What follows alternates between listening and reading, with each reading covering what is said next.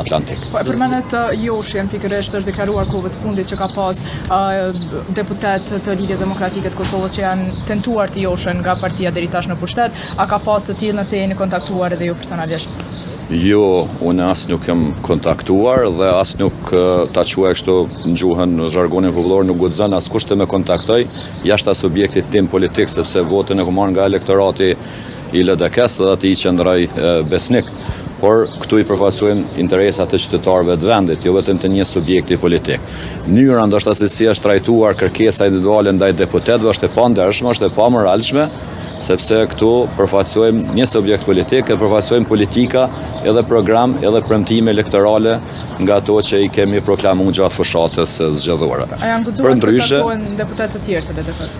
Unë nuk e di, ka pas disa zëra që ndoshta kështu në mënyrë nuk po them të drejtë për drejtë, po në mënyrë tërthorazi, por më shumë është propagandë nga lëvizjeve vendose për të arsyetuar krizen ose për të arsyetuar paaftësinë e tyre, mbi të gjitha për të arsyetuar propagandën se ata i kanë numrat për ta bërë kuvendin dhe për ta bërë qeverinë. Edhe tendenca për votë të heshtër është arsyetim i dështimit të tyre në vazhdimsi, sepse brenda votës të fshehër mund të fshehen edhe gjëra të tjera, të cilat nuk i kontribuojnë as demokracisë, por nuk i kontribuojnë as jetës parlamentare, fundit nuk i kontribuojnë ecës së më të tjeshme. Nëse ka dikush marrëveshje, duhet të jetë marrëveshje publike, marrëveshje tinëzore i takojnë sistemit të së kaluarës. Në logjikën e tyre, nëse këta i takojnë me mendësi sistemit totalitar, monist, ashtu siç ka pas jo rrallë herë në partinë e tyre të lëvizjeve vendosje, kjo nuk i përket as LDK-s, pas deputetëve të saj. Vizima AK dhe PDK janë të gatshme do të votojnë për LDK, mos e pyetni për ka qendrim, kthehemi kështu të kushtimesh kaq ekstrem që voton Jo, nuk kem jo kërkoj falje. Nuk po them që është keq përdorim, po ky duhet me qenë vlerësim parimor se LDK ka qendrim. Domethënë ka qendrim që ne nuk insistojmë në përzgjedhjen e ndonjë kandidature nga ai që ka të drejtë të propozoj, sepse ai mund të propozojë edhe mua.